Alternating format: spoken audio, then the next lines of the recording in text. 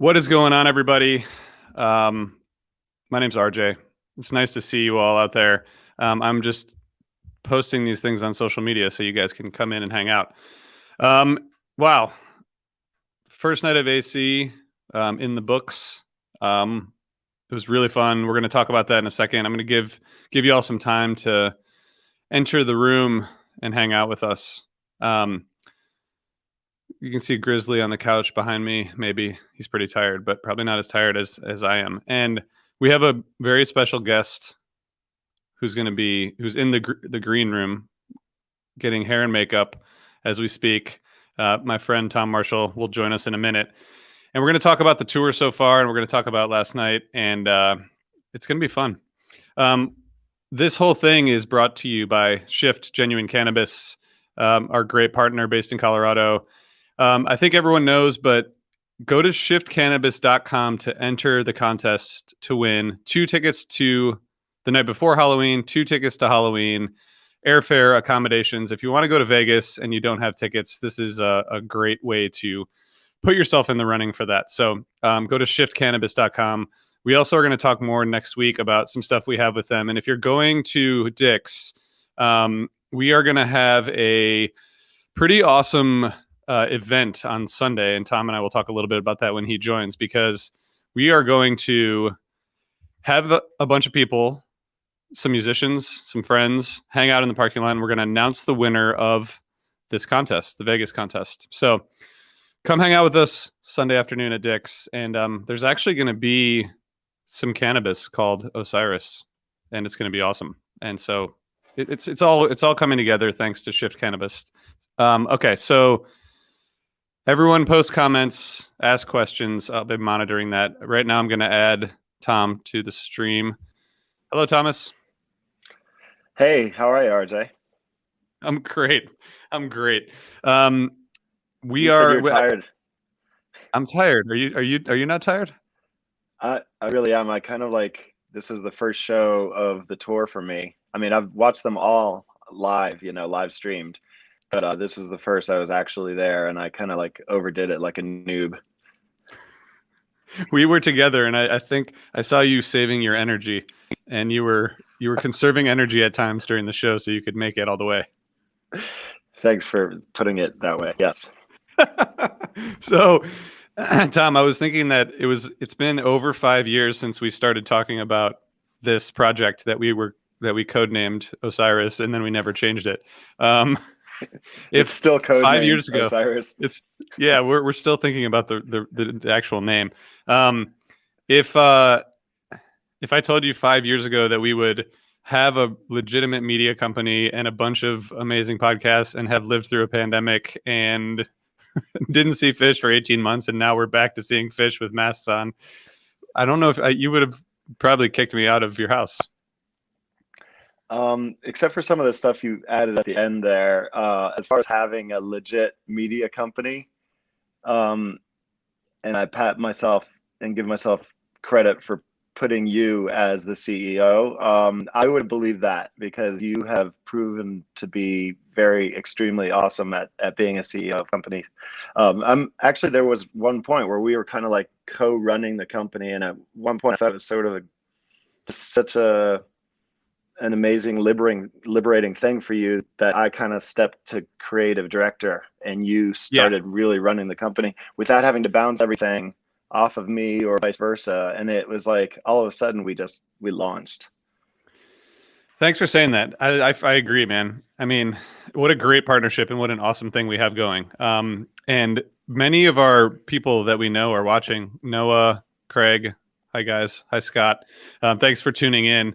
And we have so much more. We're actually going to talk about one of the shows that Tom's been spending most of his time on. Actually, we're going to talk about that a little bit later. One of our new podcasts that's coming out this fall. But Tom, let's start. So you've watched every show, every webcast. Yeah, this might be the biggest concentration of live fish in a short time that I've actually consumed. Probably the biggest. Actually, I have to say something very important. So, yeah. My friend Andrew Wildgess, who I think works for the Tropicana, or is involved in the Tropicana in some way, has these amazing, and I've been getting compliments on them, these football kits, as you might call them, or Americans might call them soccer jerseys, but they're really well made. And the only reason I'm wearing them, well, not only, I mean, they personalized one for me. Someone did, which was extremely nice. I wore it last night. That one's by Footy Kits, at Footy with a PH Kits on Twitter. But this one comes from Tilton Fitness in the Tropicana. There's a team store there, and you can get them. And Benefits Water Wheel. They don't sponsor us; they're just friends. And I'm wearing it, and every single person says something about it. So I thought I'd mention. That's awesome. Yeah, Yeah, but and the footy kit that you had on last night, that's the picture that you tweeted. Also really cool, and those guys are supporters of ours, friends. I'm gonna get one of those. I'm gonna get one of those soon.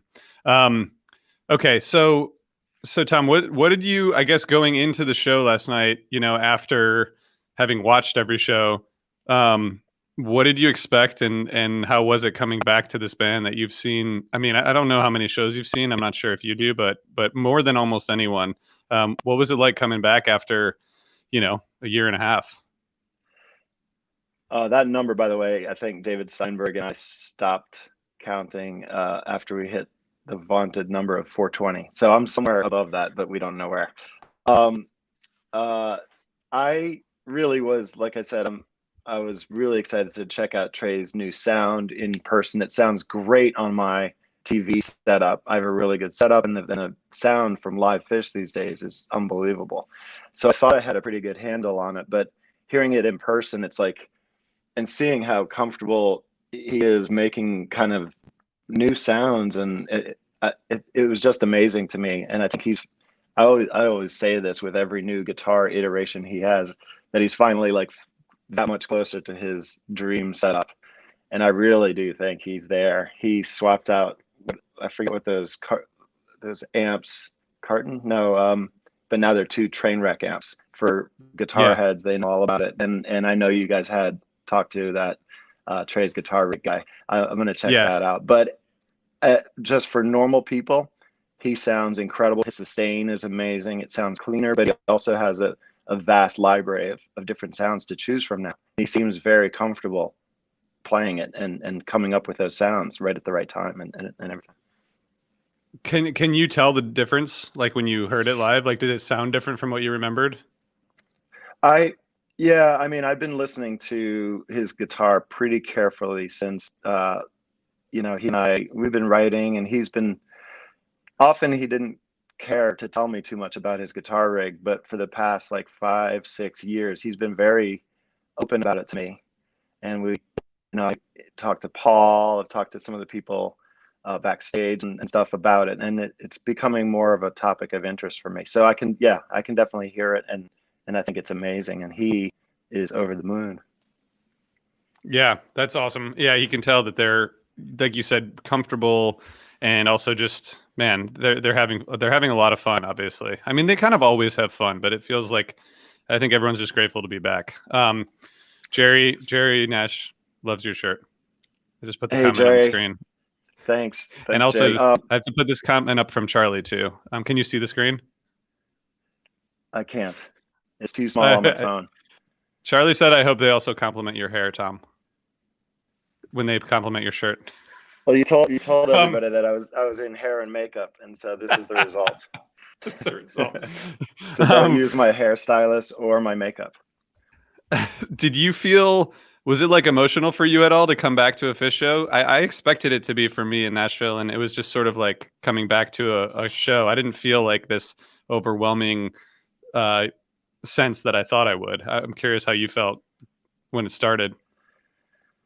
I mean, I have so much nervousness pent up about, the pandemic and catching the new variant and the strain and all that shit. But that kind of went out the window. I vowed to just wear a mask the whole show, and I did. And we were in the open, breezy kind of, the beach.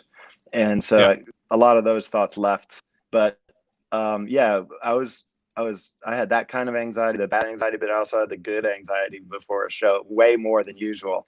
So the combination was just like cathartic.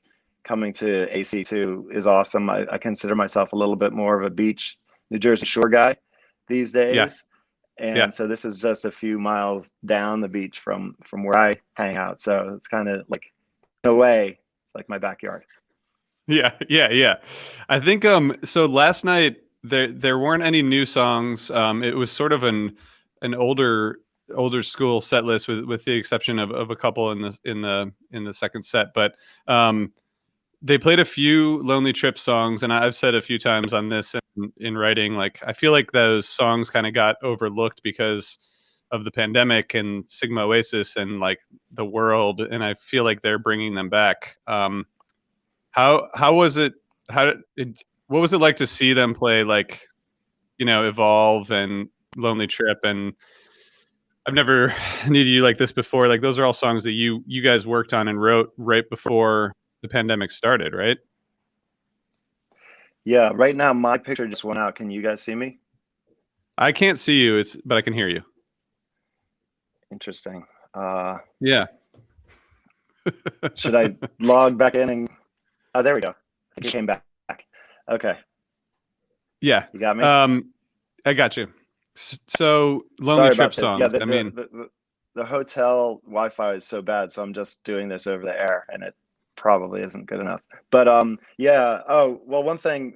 This is like part of your previous question about the live Fish versus the actual show.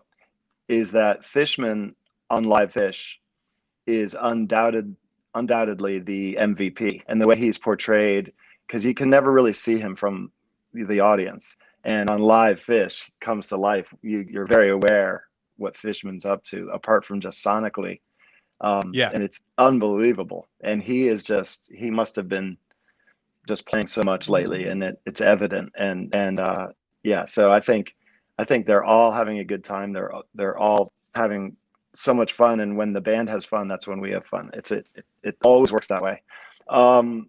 As far as the batch of new songs, it's kind of interesting because I was thinking right when pandemic started, Sigma Oasis was released, but no one considers those new song 4.0 songs because, like, I mean, Seam was a 10-year-old song that was released on that. I think there are only 2 or 3 actual new songs. Evening Song and maybe Thread would be considered new, but even those got played in 3.0, Yeah. even if just once or twice. But so no question, the de facto new batch of songs is Lonely Trip and a little bit Cosmo Vox, I guess you could say, because that came out toward the end of what we're calling 3.0, whether you do or not. But so and opening the whole tour in Arkansas with Never Needed You Like This Before, kind of firmly cements it into, made me happy that, because that's like my ultimate goal, writing a song, is like having it become not just a song that's like recorded with me and Trey, but one that's performed. Whether it's Tab or Fish, it's really fun to see them complete that ultimate journey. And so getting Lonely Trip, Never Needed You Like This Before, Evolve, and then one of them from that album I didn't co-write, but A Wave of Hope actually is on there too. Oh, right, So right. four from the Lonely Trip sessions. Yeah. Evolve was so cool. Is there any of the songs that you're particularly like waiting to see live of that batch? All of them. I have no idea, and I'm so surprised, and I don't want to get involved in the workings of how they get selected or anything like that. Yeah, understood. Well, I hope you get one of the songs tonight or tomorrow, because they're great songs. I know I've been texting you about the songs. Evolve is so good. I'm right there with you with Evolve. It's so good. Thanks. Hey, we were having a conversation about some Osiris stuff, and I texted you back. The math required was quite profound. So when I can use the lyrics in regular responses. Okay, so the show last night. So we got to go together, and it was really fun to be in there. And the Cars, Trucks, Buses opener, I guess someone said like it was something about there was like a lot of transportation difficulties or traffic or I feel like something happened on the way there or around AC that made them play that. But that was cool. I think that was like I mean, it's a rarity at this point, which was cool to hear. I think they played it once in 2019 and once in 2017. But then the AC/DC bag into Blazon, and the Blazon and the Wolfmans, the jams were really good. I feel like that's where we got the first kind of feel for the improv, you know what I mean, of the night, was during that Blazon, which kind of always goes long. I don't know if it hit you, either Blazon or Wolfman's, but I thought those are both like really great ways to start.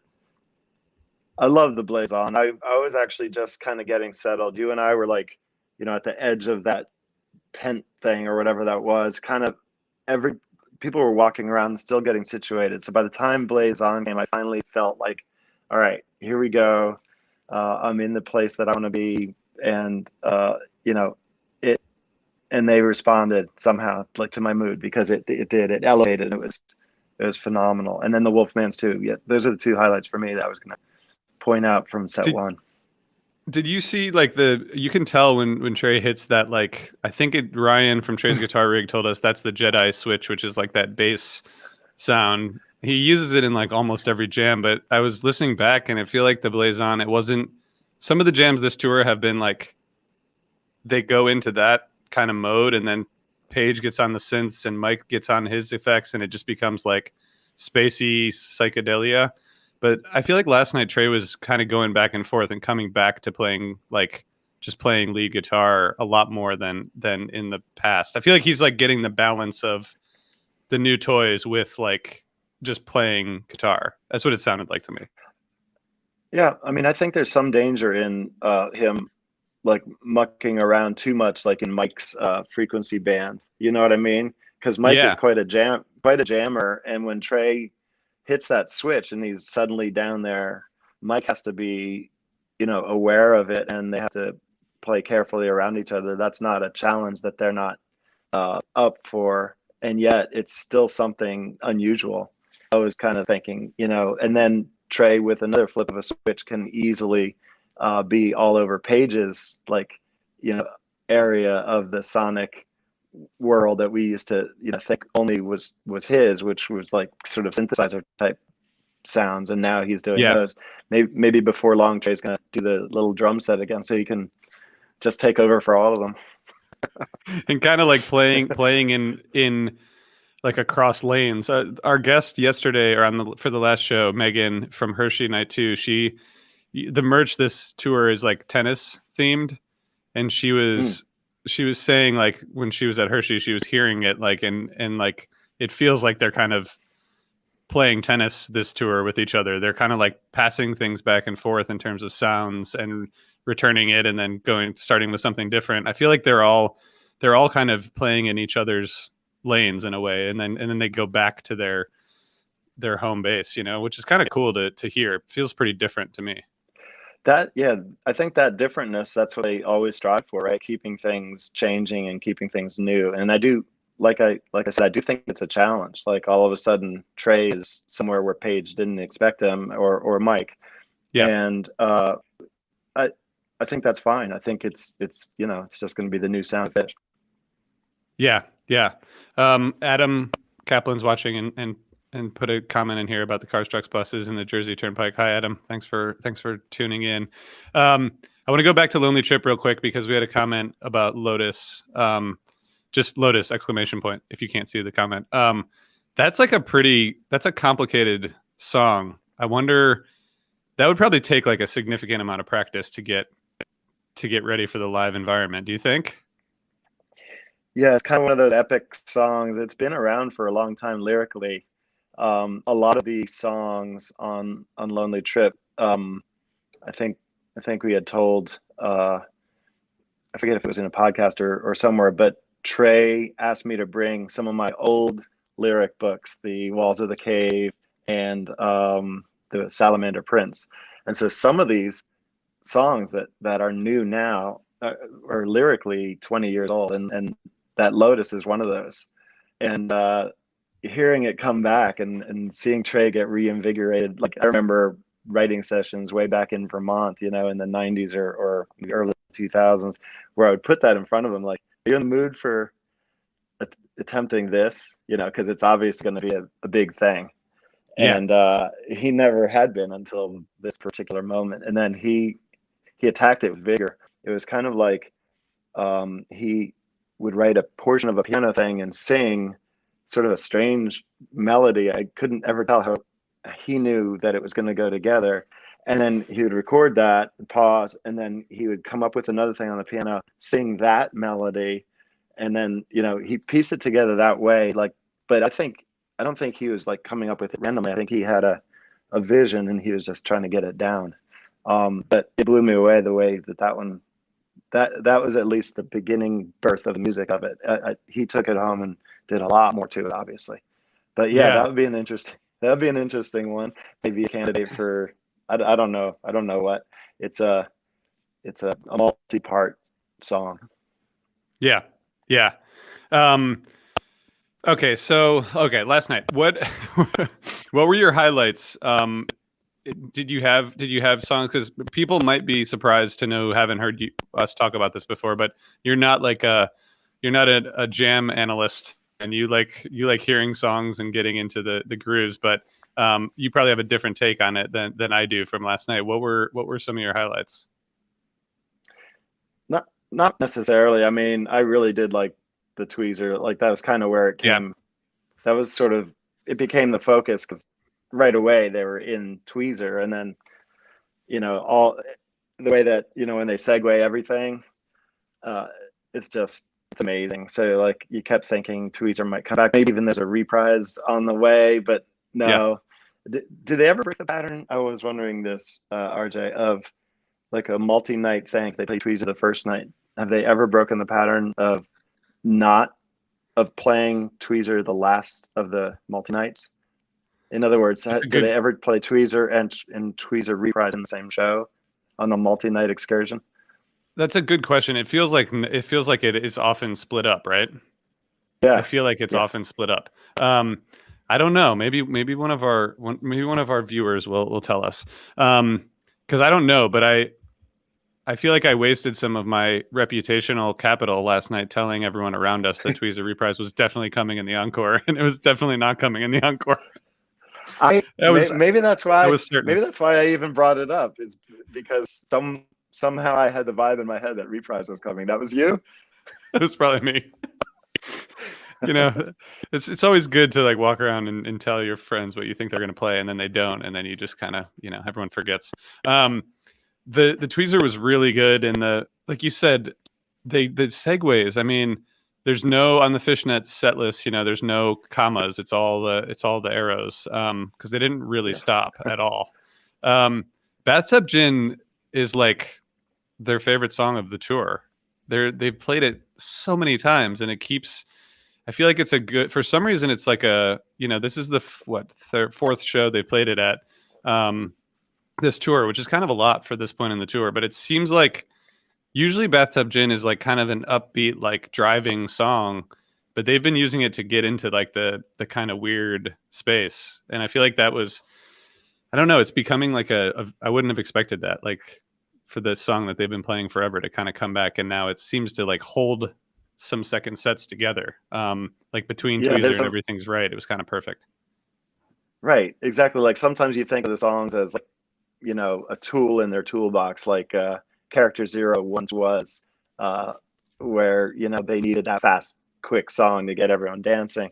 Character Zero was kind of the reliable one, and you could say Chalk Dust Torture has its job in the toolbox as well. But yeah, for me, Bathtub Gin was the kind of the way of getting everyone singing, jamming, happy outdoor festival song. And you're right, it's turned unusual this tour, which is great. I love it. Yeah, it's pretty great. And the Everything's Right was also good. That's been such an awesome, just improvisational vehicle. When you guys wrote that, I think we've talked about this on a podcast. And on Alive Again, Trey was describing the writing process for that in the kitchen with the pots and pans and banging on stuff. And when you guys finish a song like that, like Everything's Right, when you hear the demo or whatever, do you have a vision? Are you like, this is going to be a jam vehicle sort of thing, or do you not think about it that way? I thought you were going to say, do you like harken back to the writing and remember the writing of it? But are you Yeah, saying you can like answer that when too. it's well, neither.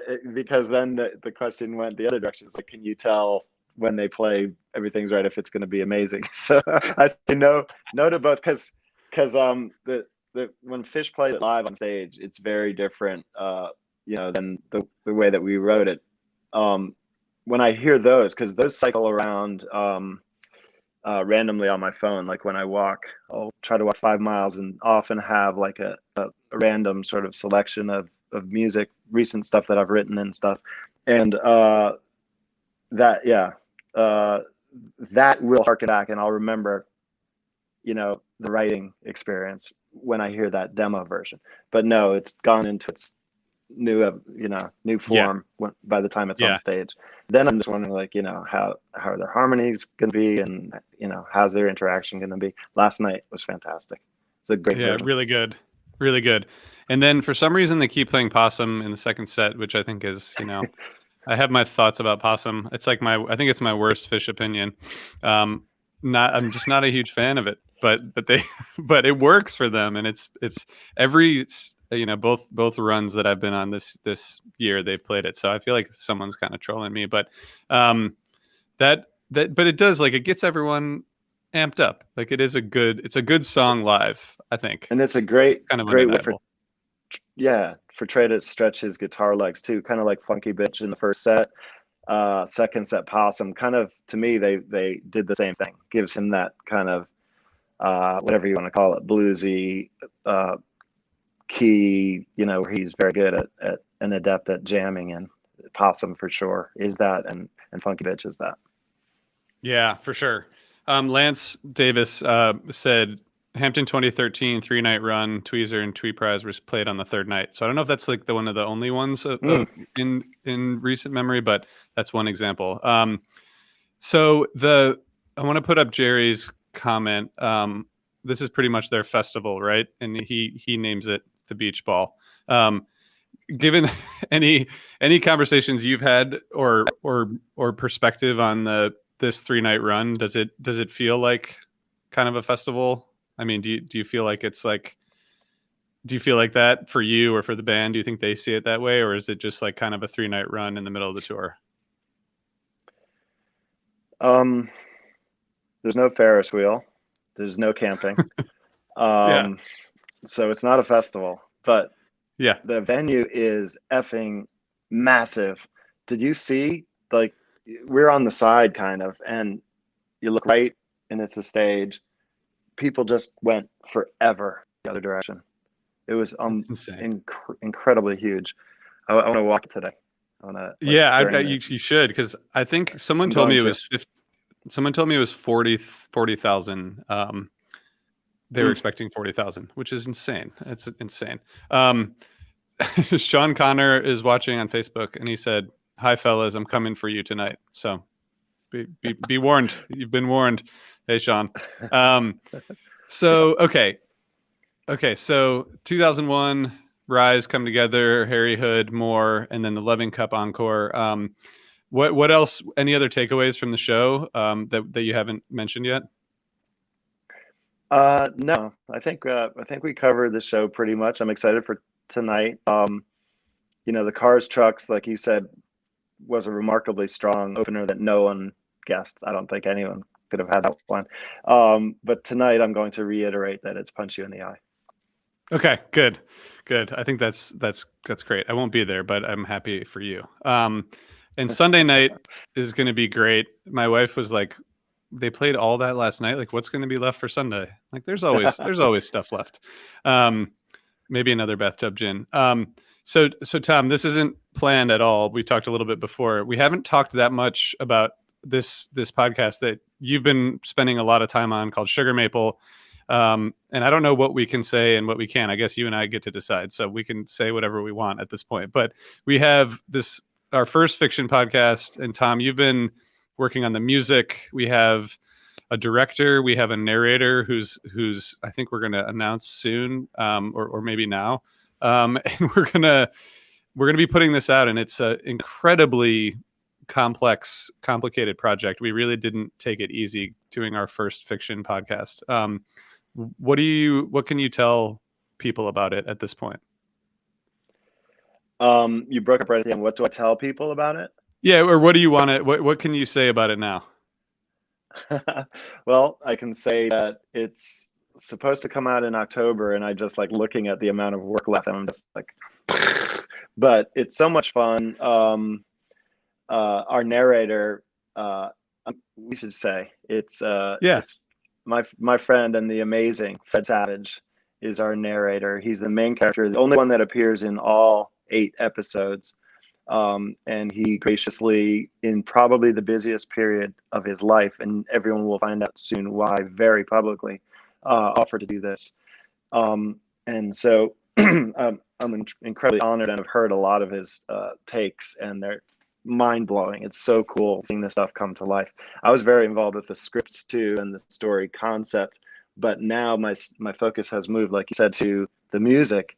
And Don Hart, a name you hear associated obviously with Trey. Anytime there's orchestration or strings or anything to do with the orchestra, Don Hart has been Trey's go-to guy for years and years now. And I asked him if he would be interested in being the music director for this, and he kind of signed on immediately, thinking probably that the challenge was too good to pass up, because it's 8 episodes over time, starting in the 50s, going to present day kind of, and different genres of music. Every episode will have at least one original song. So in the different genres, and we have, rock from the 50s, and then blues in the 60s, and country, Motown, jazz, gospel, metal, and then a surprise at the end. It's really cool. We listened to one of the songs yesterday, a sneak preview, 2 of them actually, and they involve musicians that everyone who's watching has heard of, and it's really cool, really amazing. Our friend Andrew Moxon, who's on Twitter at Julius Goat, he's the head writer, along with Ben Colmery, his friend, and our friend. And these guys took this idea that we had, like, let's do a podcast, a fictional podcast about a mysterious guitar. And then they were like, how about this? And here we are. We have hundreds of pages of scripts. We have tons of actors. We have a director. We have Fred Savage doing the narration. I mean, it's amazing. But like you said, it feels like we're really far along, but there's so much to do. It's going to happen, though. It'll happen for sure. It's going to happen. It's going to happen. It's a lot of really fun. awesome. It's really entertaining. Yeah. I can't wait for people to hear it. So that's the news that we broke today. Our friend Fred Savage is going to be part of this. We'll say more about it in the coming weeks. Tom, have you mentioned you've been writing a little bit? Have you? What's it been like for the past? I guess maybe during the pandemic, writing wise. Oh, specifically with Trey? Yeah, or just I'm more curious. Like, have you been writing a ton of stuff on your own? And then have you been collaborating at all with Trey?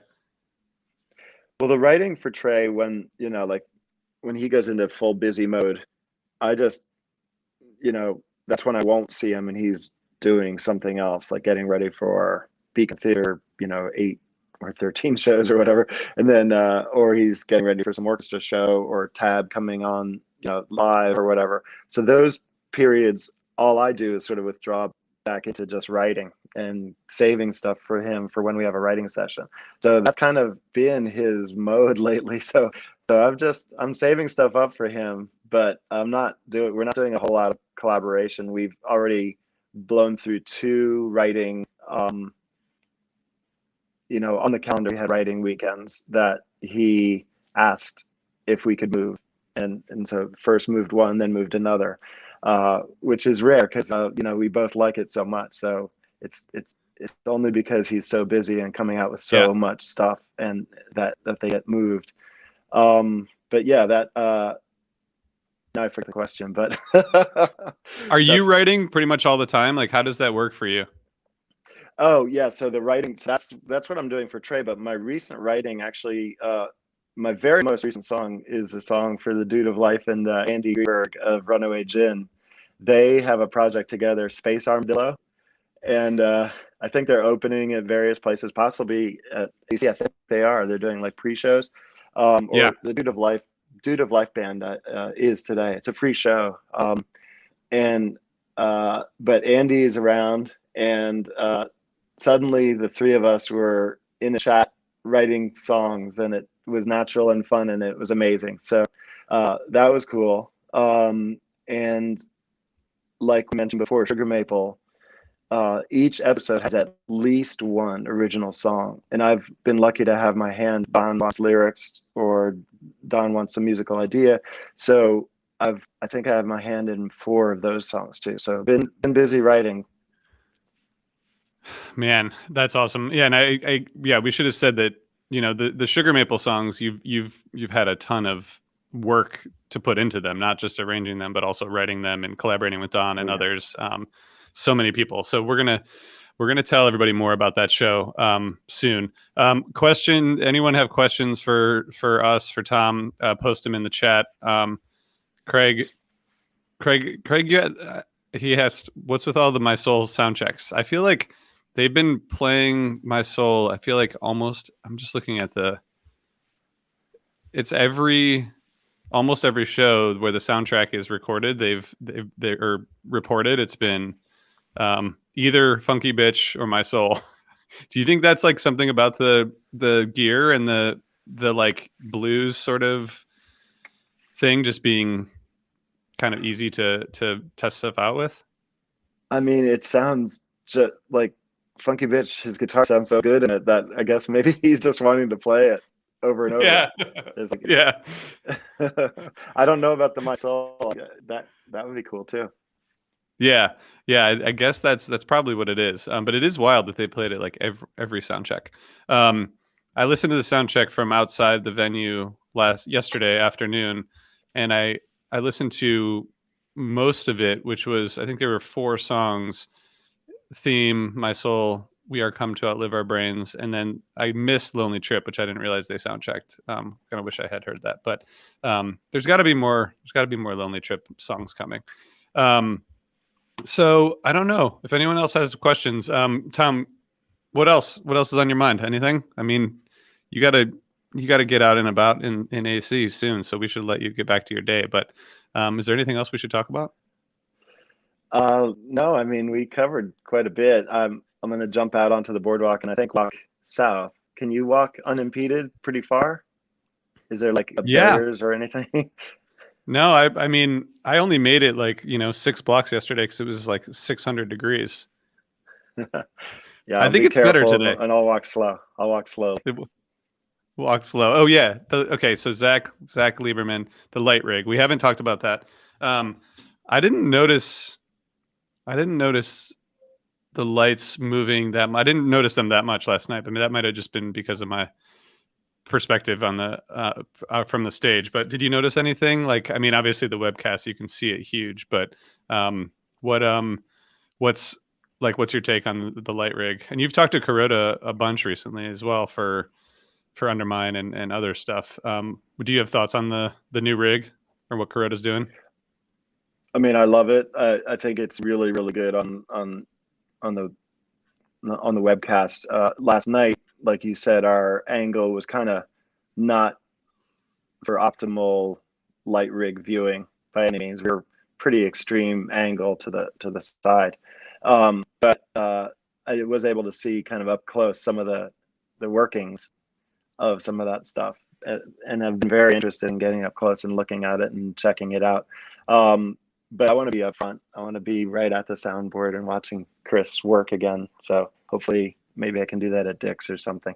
But yeah, that is he's added, it seems like he's like added a bar of solid lights to the front of every whatever you call those truss. And then some additional amazing small lights too that I haven't quite figured everything out that it can do yet, and I'm constantly blown away. And I think he's like the 4 guys on stage, CK5 is playing with new toys and doing great stuff. I mean, it really has been beautiful. Yeah, everyone's pushing themselves to the next level always, which is cool. Like not just the band, but everyone around them too, which is amazing. Jarrett Bellini, who's watching, says, Tom, are you up or down right now at the tables? For some Neither. reason, I don't gamble in AC. It's like a thing that I do in Vegas, and I go and play craps for a long time. I don't really touch gambling here. I don't know why. I was just like, maybe there's always too much to do. I don't know. Yeah. It's also right now walking through the casino yesterday. It was like, it's not the right time to be sitting down at, tables with a bunch of other people. Okay, so I'm going to just put this last comment up here. We did not plant this. This is someone named CD Long. These recaps are criminally underwatched. I love you guys and everything you're doing at Osiris. I walked by Tom wearing an Osiris shirt at Camden 19. I regret not saying hi and thanks. So say hi and thanks now. Hey, hey, Chris. we love hearing. I love hearing people say that they like what we're doing. It's really helpful and great. And we get a lot of great comments last night. And I've been giving people our new koozies and stickers whenever I can. I didn't know that was part of my job, but now it is. The koozie distributor. People coming up to you, RJ, all the time these days, telling you about they love the podcast and everything. It's really nice to hear. Yeah, it's great. I mean, you're used to it, but I'm like, hey, this is pretty cool. It's just nice to be, it's hard. Running a startup's hard. Working on a startup's hard. Working on content that you hope people like. So it's good to get that reinforcement. So if you see us out there, say hi and thanks, and I'll make you take a koozie if you say something to me. That's my rule. All right. Well, thanks, Tom. Thanks for joining, and thanks everybody for tuning in and watching. And Tom, this was really fun. I learned a lot. So thanks for doing it. Thanks for inviting me, RJ. This is my first one of these, and yeah, thanks also to Shift Cannabis, very exciting new company we were working with, and I'm going to go hang out with them in their headquarters in Colorado when I go out to Dick's. So they're a really cool bunch of people. It's going to be really, really, you'll love it. It's great. And yeah, go to shiftcannabis.com to enter the contest to win Vegas tickets and airfare and accommodations, everything. They're giving away a lot of stuff. And Zach says, have a great show tonight. And I think we'll end it there. I hope everybody has a good show tonight. Tom, have a good show. I'll see you tomorrow at some point, I think, but I appreciate you joining. Thank you. Have a great show, everybody.